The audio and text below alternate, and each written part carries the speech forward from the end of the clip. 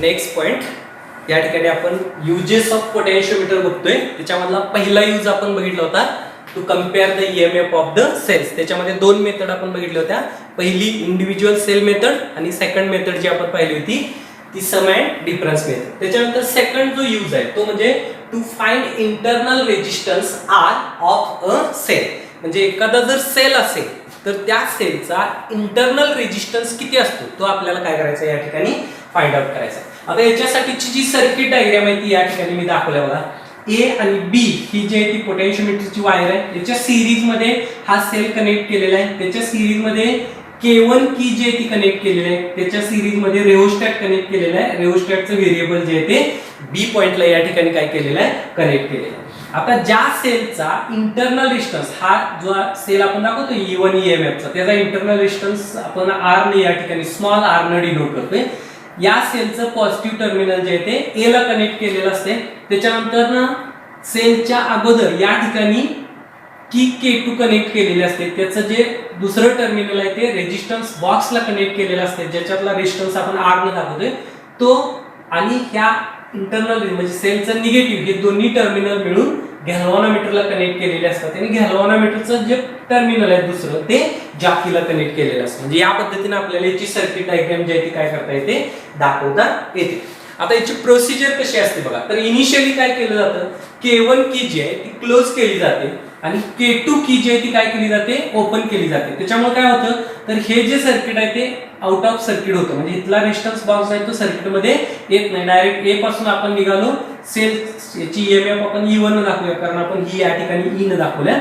त्याच्या पॉझिटिव्हला पॉझिटिव्ह ते internal resistance गॅल्व्हॅनोमीटर आणि जॉकी म्हणजे हा रेजिस्टन्स फक्त सर्किट मध्ये येतो. ओके. आता ए आणि बी पॉइंटला टच करायचं आणि त्याच्यानंतर ना याची बॅलन्सिंग लेंथ जी आहे ती काय करून घ्यायची काढून घ्यायची. आता बॅलन्सिंग लेंथ काढल्यानंतर आपण इक्वेशन काय म्हणू शकतो समजा L1 ना आपण ती बॅलन्सिंग लेंथ जर या ठिकाणी डिनोट केली तर आपल्याला काय लिहिता येईल रे तर E1 म्हणजे त्या सेलची EMF इज प्रोपोर्शनल टू काय असते L1 लेंथ बरोबर. आता त्या पोटेन्शियोमीटरचा पोटेन्शियल ग्रेडियंट हा जर K असेल तर आपल्याला हे इक्वेशन कसं लिहिता येतं E1 is equal to K into L1. याला इक्वेशन नंबर दिला आपण समजा एक इक्वेशन नंबर आपण या ठिकाणी दिलं. K जो आहे त्याला काय म्हणायचं potential gradient of potentiometer Y. आता काय करायचं याच्यातली की K1 क्लोजच आहे. K2 की जी आपण ओपन केली होती ती आता काय करायची क्लोज करायची. ओके. ती की क्लोज केली की हा जो रेजिस्टन्स आहे तो काय होईल सर्किट मध्ये आपल्याला या ठिकाणी आलेला पाहायला मिळेल. आता परत गॅल्व्हॅनोमीटरच्या सहाय्याने या पोटेन्शियोमीटर वायरवरचा नल पॉइंट जो आहे तो काय करून घ्यायचा काढून घ्यायचा. परत एकदा ती बॅलन्सिंग लेंथ मोजायची ए पासूनची. समजा ती L2 एवढी असेल तर तो ह्या R च्या अक्रॉसचा पोटेन्शियल डिफरन्स आहे त्याच्याशी कशी असते डायरेक्टली प्रोपोर्शनल असते. आणि म्हणून आपण काय लिहू शकतो फी त्या रेजिस्टन्सच्या अक्रॉसचा पोटेन्शियल डिफरन्स फी असेल तर फी इज इक्वल टू आपल्याला लिहिता येतं K इंटू L2. ओके. कारण आता K2 की आपण क्लोज केल्या त्याच्यामुळे R जो आहे तो आता सर्किट मध्ये आलेला आहे. त्याच्या अक्रॉसचा पोटेन्शियल डिफरन्स जो आहे तो आपण V ने दाखवतोय. हे दोन्ही पॅरलल मध्ये आहेत एकमेकांच्या. याचा अर्थ दोन्हीच्या अक्रॉसचा पोटेन्शियल डिफरन्स कसा असणार आहे सेम असणार आहे. म्हणून आपण या पद्धतीनं लिहू शकतो. आता इक्वेशन 1 ला इक्वेशन 2 ने जर तुम्ही डिवाइड केलं म्हणजे dividing equation 1 by 2 we get. Equation 1 ला इक्वेशन नंबर 2 ने जर आपण डिवाइड केलं तर इकडे काय होईल E1 divided by P LHS ला LHS ने भागला आपण इज इक्वल इकडे काय होईल K into L1 divided bye K into L2. ते K ला K कॅन्सल होईल आणि आपल्याला इक्वेशन मिळेल E1 upon P is equal to L1 divided by L2. याला इक्वेशन नंबर देऊया आपण 3. ओके. 1 2 आणि हे तिसरं इक्वेशन आपण या ठिकाणी देतो. आता बघा आता या सर्किट मध्ये इकडचा काही विचार करू नका. हे सर्किट फक्त विचारात घ्या. मी डॉटेड लाईन मध्ये दाखवतोय ते बरोबर इथून इथं घ्यायचं म्हणजे आपण ही लूप फक्त घेणार आहे. कोणती लूप मी दाखवतोय P Q S T P ही जी क्लोज्ड लूप आहे ती जर आपण घेतली तर E1 एवढी आपण EMF घेतोय. हा R आणि हा R जो आहे तो सिरीज मध्ये आहे पॅरलल मध्ये नाही लक्षात ठेवायचं.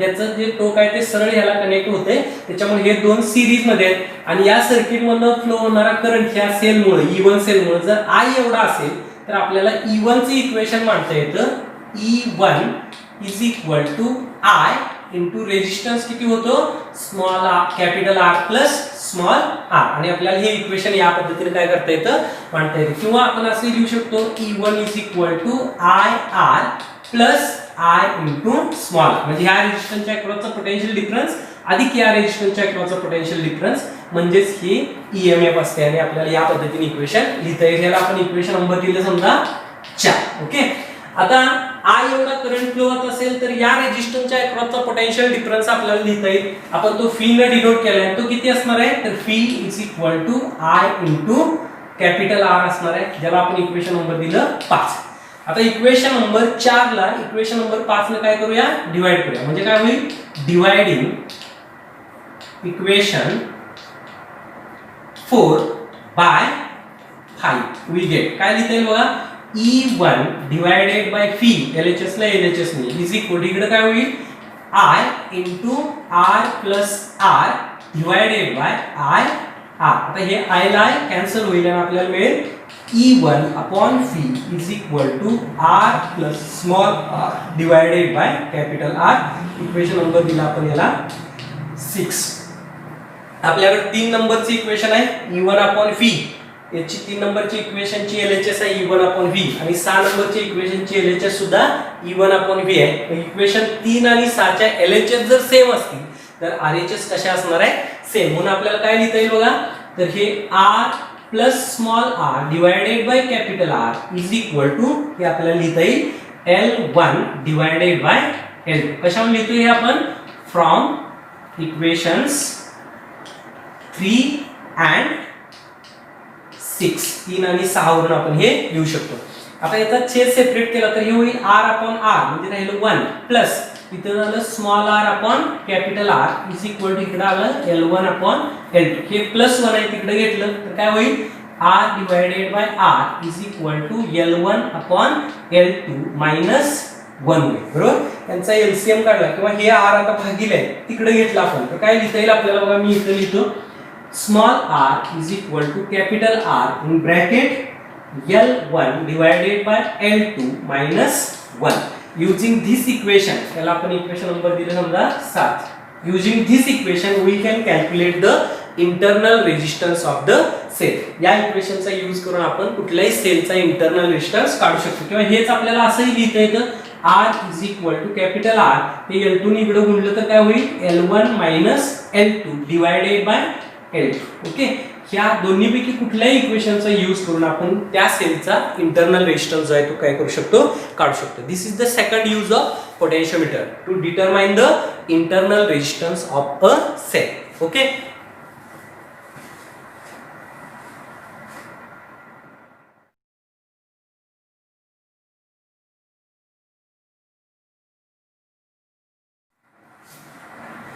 पहा लास्ट पॉइंट याच्यामधला युजेस ऑफ पोटेंशियोमीटर मधला सी तिसरा यूज जो आहे तो आपल्याला या ठिकाणी काय करायचा आहे दाखवायचा आहे बघा बरोबर थर्ड यूज काय म्हटलंय ऍप्लिकेशन्स ऑफ पोटेंशियोमीटरची ऍप्लिकेशन प्रॅक्टिकल ऍप्लिकेशन्स जे आहेत पोटेंशियोमीटरची ती आपल्याला या ठिकाणी 3 काय केलेले आहेत सांगितलेले आहेत त्याच्यातलं पहिलं जे ऍप्लिकेशन आहे म्हणजे पोटेंशियोमीटरचा यूज हा कंटिन्युअसली व्हॅरिंग आउटपुट व्होल्टेज देण्यासाठी व्होल्टेज सप्लाय मध्ये आपल्याला केलेलं या ठिकाणी पाहायला मिळतो त्यालाच व्होल्टेज डिवायडर असं म्हटलं जातं या ठिकाणी ए आणि बी ह्या दोन टर्मिनलच्या मध्ये ही पोटेंशियोमीटरची वायर असते ए टर्मिनल जे आहे ते पॉझिटिव्हला कनेक्ट केलेलं असते रेजिस्टन्सच्या साहाय्याने दुसरं टर्मिनल बी ला कनेक्ट केलेलं असतं आता ज्या डिव्हाइसचं आउटपुट व्होल्टेज तुम्हाला व्हॅरी करायचं आहे त्या डिव्हाइसचं एक टर्मिनल पॉझिटिव्ह टर्मिनल ए ला कनेक्ट केलेलं असतं आणि दुसरं जे आहे ते मूवेबल असते म्हणजे ए पासून बी पर्यंत आपण ते काय करू शकतो स्लाइड करू शकतो ओके आणि हे जे टर्मिनल जे आहे ना ते तुम्ही ज्या प्रमाणात स्लाइड कराल त्या प्रमाणे ह्या ए आणि बी मध्ये असणारा जो पोटेन्शियल डिफरन्स आहे फी ना आपण तो दाखवतोय याची वेलॉसिटी जे पोटेन्शियल डिफरन्स या दोन टर्मिनल मधला V2 आपण दाखवतोय या दोन टर्मिनल मधला जो आहे तो V1 न दाखवतोय आणि तो पोटेन्शियल डिफरन्स जो आहे तो आपल्याला या पद्धतीने काय झालेला पाहायला मिळतो फी जो आहे तो डिस्ट्रीब्यूट झालेला पाहायला मिळतो L1 आणि L2 या लेन्थ्स आहेत या लेन्थ्स ज्या प्रमाणात ऍडजस्ट होतील त्या प्रमाणात आपल्याला आउटपुट व्होल्टेज जे आहे पोटेन्शियल ह्या डिव्हाइसच्या अक्रॉसचं आउटपुट व्होल्टेज जे आहे ते काय झालेलं पाहायला मिळतं, व्हॅरी झालेलं पाहायला मिळतं. Therefore, the potentiometer can be used as a voltage divider to continuously change the output voltage of a voltage supply. Voltage supply output जे आहे ते आपल्याला कंटिन्युअसली चेंज करण्यासाठी आपल्याला ह्या पोटेन्शियोमीटरचा काय होतो, यूज होतो. त्याच्यानंतर ना सेकंड यूज जो आहे तो ऑडिओ कंट्रोलसाठी आपल्याला या ठिकाणी झालेला पाहायला मिळतो. काय म्हटलं पहा, sliding potentiometers are commonly used in modern low power audio systems. Low power audio systems जे असतात, modern low power audio system जे आहे त्याच्यामध्ये तो ऑडिओ जो आहे तो कंट्रोल करण्यासाठी आपल्याला स्लाइडिंग पोटेन्शियोमीटरचा काय केलेला पाहायला मिळतो, यूज केलेला या ठिकाणी पाहायला मिळतो. त्याच्यानंतर काय म्हणले, both sliding and rotary potentiometers are used for frequency attenuation. आणखी या पोटेन्शियोमीटरचा कशासाठी यूज होतो, तर फ्रिक्वेन्सी अॅट्युएशन साठी यूज होतो. लाउडनेस जो आहे साऊंडचा तो कंट्रोल करण्यासाठी सुद्धा आपल्याला या पोटेन्शियोमीटरचा यूज होऊ शकतो. आणि थर्ड, ऑडिओ सिग्नल्सची जी डिफरंट कॅरेक्टरिस्टिक्स आहेत, ओके, पिच असेल, टिम्बर असेल, क्वालिटी असेल, ही कॅरेक्टरिस्टिक्स आपल्याला जर कंट्रोल करायची असतील तर त्याच्यासाठी आपल्याला या पोटेन्शियोमीटरचा काय होतो, यूज होतो. Therefore potentiometer can be used as audio controller. Audio controller म्हणून आपल्याला त्याचा यूज केलेला पाहायला मिळतो. त्याच्यानंतर तिसरा प्रॅक्टिकल यूज आपल्याला सांगता येतो, potentiometer as a sensor. Sensor, displacement sensor म्हणून आपल्याला पोटेन्शियोमीटरचा काय करता येतो, यूज करता येतो. काय म्हटलं याच्यामध्ये पहा, if a slider of a potentiometer is connected to a moving part of a machine. एखाद्या मशीनच्या मूव्हिंग पार्टला जर आपण पोटेन्शियोमीटरचा स्लाइडर कनेक्ट केला तर आपल्याला पोटेन्शियोमीटर हा मोशन सेन्सर म्हणून काय करता येतो, त्या ठिकाणी वापरता आलेला पाहायला मिळतो. पुढे काय म्हटलं बघा, small displacement of a moving part caused change in potential. आता मूव्हिंग पार्टची स्मॉल डिस्प्लेसमेंट जरी झाली तर पोटेन्शियोमीटरच्या पोटेन्शियल मध्ये आपल्याला काय झालेला पाहायला मिळतो, फरक चेंज झालेला पाहायला मिळतो. हा जो चेंज आहे तो स्मॉल असतो, एम्प्लिफायरच्या सहाय्याने तो काय केला जातो, एम्प्लिफाय केला जातो.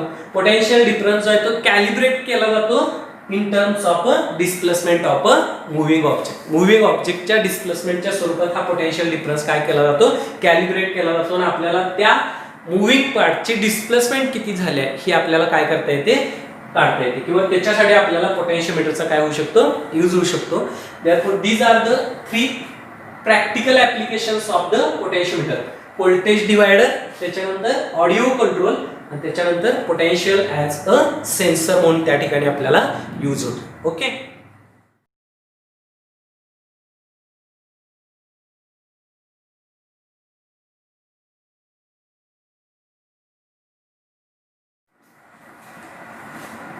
याच्यानंतर लास्ट पॉइंट आपल्याला या ठिकाणी पाहायचा आहे, advantages of potentiometer over a voltmeter. म्हणजे पोटेन्शियोमीटरचे काय ऍडव्हान्टेजेस आहेत ओव्हर अ व्होल्टमीटर ते आपल्याला या ठिकाणी पाहायचे. त्याच्यातला पहिला जो ऍडव्हान्टेज आहे तो काय आहे, potentiometer is more sensitive than a voltmeter. म्हणजे व्होल्टमीटरच्या तुलनेमध्ये पोटेन्शियोमीटर हा खूप सेन्सिटिव्ह असलेला आपल्याला या ठिकाणी पाहायला मिळतो. त्याच्यानंतर सेकंड ऍडव्हान्टेज काय बघा, a potentiometer can be used to measure a potential difference as well as EMF of a sale.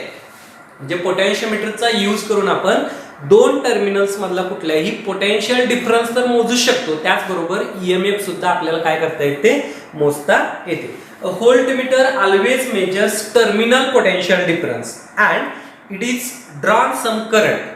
Voltmeter पण टर्मिनल पोटेन्शियल डिफरन्स मोजू शकतो, पण हा तो करंट जो आहे तो काय करतो, ड्रॉ करतो. त्याच्यामुळे it cannot be used to measure and EMF of a cell. त्याच्यामुळे तो सेलची ईएमएफ मोजण्यासाठी वापरला जाऊ शकत नाही. त्याच्यानंतर थर्ड ऍडव्हान्टेज काय आहे, measurement of potential difference or EMF is very accurate in case of potentiometer. म्हणजे पोटेन्शियोमीटरची ॲक्युरेसी जी आहे ती व्होल्टमीटरच्या तुलनेमध्ये कशी असते, अतिशय जास्त असलेली आपल्याला या ठिकाणी पाहायला मिळते. व्होल्टमीटरच्या पोटेन्शियोमीटरच्या सहाय्याने आपण कमीत कमी 10⁻⁻6 व्होल्ट एवढं व्होल्टेज, एवढा पोटेन्शियल, एवढा मिनिमम पोटेन्शियल डिफरन्स काय करू शकतो, मोजू शकतो. ओके. त्याच्यानंतर ना पोटेन्शियोमीटरचा जो लिस्ट काउंट आहे तो व्होल्टमीटरच्या तुलनेमध्ये खूप कमी असलेला आपल्याला या ठिकाणी पाहायला मिळतो. जेवढा लिस्ट काउंट कमी तेवढी रीडिंग मधली ॲक्युरेसी जी आहे ती कशी असते, जास्त असते. आता ही हे ॲडव्हान्टेजेस आहेत पोटेन्शियोमीटरचे ओव्हर व्होल्टमीटर. पण याची डिमेरिट्स कोणकोणते आहेत, म्हणजे डिसएडव्हान्टेजेस आपण म्हणूया. डिमेरिट्स कोणकोणते आहेत पोटेन्शियोमीटरची? तर potentiometer is not a portable instrument. Portable म्हणजे सहजासहजी एका ठिकाणाहून दुसऱ्या ठिकाणी घेऊन येता जाण्यासारखं हे इन्स्ट्रुमेंट नाही. आपण बघितलं खूप मोठं इन्स्ट्रुमेंट असते, हे वुडन बोर्डवर फिट केलेलं असते. मात्र व्होल्टमीटर हे पोर्टेबल इन्स्ट्रुमेंट आहे, तुम्ही इझिली काय करू शकता, घेऊन जाऊ शकता. त्याच्यानंतर ना it is not a direct reading instrument. म्हणजे पोटेन्शियोमीटरच्या साहाय्याने आपल्याला टर्मिनल पोटेन्शियल डिफरन्स आणि ईएमएफ मोजता येते, पण आपण ती डायरेक्ट नाही मोजू शकत. डायरेक्ट रीडिंग आपल्याला नाही मिळत. तर आपल्याला त्याचं रीडिंग घ्यायला लागतं, मग फॉर्म्युल्यामध्ये किमती टाकायला लागतात, कॅल्क्युलेशन करून आपल्याला त्याचं उत्तर करावं लागतं. अर्थात ते मोर ॲक्युरेट असते, पण ते डायरेक्ट रीडिंग इन्स्ट्रुमेंट नाहीये. मात्र व्होल्टमीटरच्या साहाय्याने आपण डायरेक्ट रीडिंग काय करू शकतो, घेऊ शकतो. These are the demerits of the potentiometer. Okay.